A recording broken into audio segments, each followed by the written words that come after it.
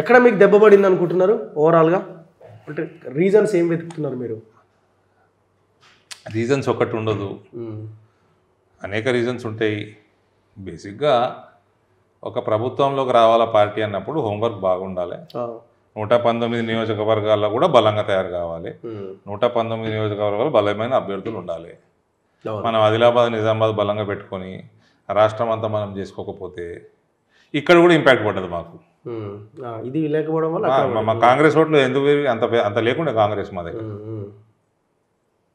So ఇప్పుడు MP ఎలక్షన్స్లో మరి అట్లాంటి క్యాండిడేట్స్ ఉన్నారా ఈ 17 పార్లమెంట్ స్థానాలకు? మీకు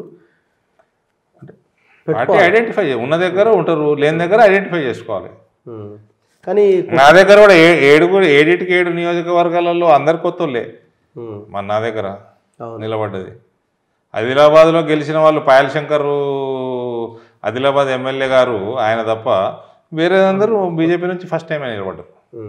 మహేశ్వర్ రెడ్డి గారు రెండోసారి అయినా బీజేపీ నుంచి ఫస్ట్ టైమే. అవును. సో ఎంపీ ఎలక్షన్లో ఇది రిపీట్ అవ్వదంటారు. సో మీ మెజారిటీ స్థానాలు వస్తాయా మీకు 17లో? ఎంపీ ఎలక్షన్కి వచ్చేసరికి మోడీ గారు వేవ్ ఉంటుందండి. ఓకే, ప్రజలు మోదీ గారిని కోరుకుంటున్నారు. ప్రధానమంత్రిగా మోదీ గారిని 70% మంది తెలంగాణ వాళ్ళు కూడా కోరుకుంటున్నారు యాజ్ పర్ వేరియస్ సర్వేస్. అది ఓటుగా కన్వర్ట్ కావాలంటే మీకు ఎంపీ అభ్యర్థి బలంగా ఉండాలి. సో మరి ఇప్పుడు ఇక్కడ కాంగ్రెస్ ఉన్నది, అధికారంలో కాంగ్రెస్ ఉన్నది, మీరు సెంట్రల్లో పవర్లో ఉన్నారు.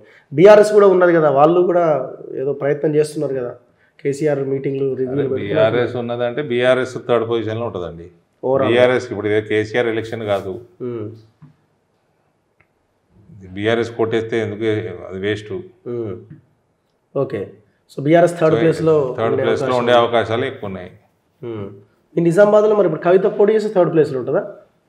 బీఆర్ఎస్ పార్టీ థర్డ్ ప్లేసే కనబడుతుంది నాకైతే నిజామాబాద్. కవిత పోటీ చేసిన అంటే ఇప్పుడు వీళ్ళు కీలక ఈ లీడర్లు అంతా పోటీ చేసే ఛాన్స్ ఉంది అంటున్నారు. ఇప్పుడు కేసీఆర్ మెదక్ నుంచి, కవిత నిజామాబాద్ నుంచి, కేటీఆర్ ఒక దగ్గర, హరీష్ ఒక దగ్గర, వినోద్ రావు ఒక దగ్గర, ఇట్లా ఫ్యామిలీ అట్లేమైనా మళ్ళీ ఫ్యామిలీయా? అంటే వీళ్ళు బలమైన లీడర్లు కదా పార్టీలు, వీళ్ళే కదా, ఇంకా అంతకుమించి ఏముంది? మీరే క్వశ్చన్లోనే ఆన్సర్ ఉంది. అదే అంటున్నాను, ఇప్పుడు కవిత మీ దగ్గర పోటీ చేస్తే మీ మీద ఆమె వేటాడుతా అన్నది కదా, ఇప్పుడు నేను వేటాడినా కోర్టులో ఓడగొట్టినట్టున్నాను, మళ్ళీ నిజామాబాద్లో వేటాడుతుంది మిమ్మల్ని. రమ్మనండి, కోర్టులో నేనే ఓడగొట్టిన అంటున్నారు కదా, యాక్సెప్ట్ చేస్తున్నారా? రమ్మనండి. ఆమె ఓడగొట్టిందంటే యాక్సెప్ట్ చేస్తున్నారా మీరు? కేసీఆర్ నేను ఓడగొట్టినా కామారెడ్డిలా?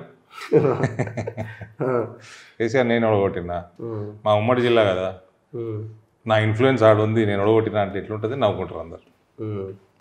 ఇప్పుడు ఈమె డైరెక్ట్ మీ మీదనే కంటెస్ట్ చేయొచ్చు నిజామాబాద్లో రేపు కవిత. వాళ్ళ పార్టీ ఇష్టం. ఇప్పుడు టీఆర్ఎస్ మేము పెద్ద టీఆర్ఎస్ని అటాక్, టీఆర్ఎస్ ఇస్ అన్ ఇక్కడ ప్రభుత్వంలో లేదు. అది నా లెక్క ప్రకారం పార్లమెంట్లో మా అంటే ఒక్క స్థానం కేసీఆర్ కంటెస్ట్ చేస్తే మీ దగ్గర రావచ్చు. ఒకటి పెద్ద మనిషి పేరు మీద వేస్తుండవు చోటు. కానీ మీ పార్టీలో ఏమైనా ప్రక్షాళన జరగాల్సిన అవసరం ఉందని అనిపిస్తున్నది? ఎందుకంటే గొడవలు బాగా ఎక్కువైతున్నట్టున్నాయి కదా, అంటే న్యాచురల్గా ఉంటుందా లేకపోతే కొంత బేసిక్గా మీలాంటి పార్టీలో ఇది కొంత ఉంటుంది కదా? గొడవలు ఉన్నట్టు మీరు చెప్తున్నారు, అట్లాంటి గొడవలు ఏముంటే మా మా నాయకత్వానికి అది గొడవలు సార్ట్అవుట్ చేసుకోవడం పెద్ద పనేం కాదే, పెద్ద సమస్య ఏం కాదు అది. దేశం మొత్తము ఊడిచేస్తున్నారు బీజేపీ. ఇక్కడ తెలంగాణలో సమస్యలు తీర్చడం పెద్ద పనేం కాదు. ఇప్పుడు మీ టార్గెట్ ఎంపీగా గెలవాలి, నిజామాబాద్ ఎంపీగా, అంతేనా? మా టార్గెట్ ప్రధానమంత్రి గారిని మళ్ళా భారీ మెజారిటీ తోటి 350 నుంచి 400 స్థానాలు ఎన్డీఏకి రావాలని, 350 బీజేపీకి రావాలని మా టార్గెట్. మోడీ గారే ఉంటారా పీఎంగా? యోగి పార్టీని పెంచుకుంటూ పోతే మనం కూడా పెరుగుతూ ఉంటాం.